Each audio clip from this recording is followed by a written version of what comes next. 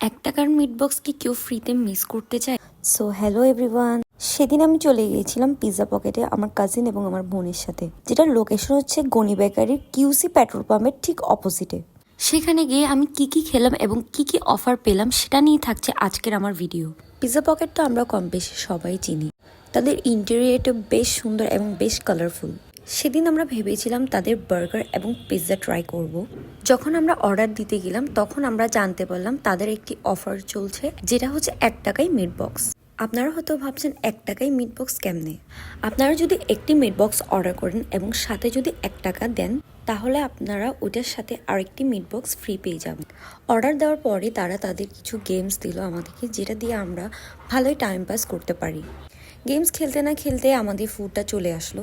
যেহেতু আমরা 3জন, তাই আমরা 2টি মিট বক্স অর্ডার করলাম এবং সাথে ৳1 দিয়ে একটি ফ্রি মিট বক্স জিতে নিলাম। মিট বক্সগুলো দেখতে বেশ জুসি এবং বেশ ইয়াম্মি লাগছিল।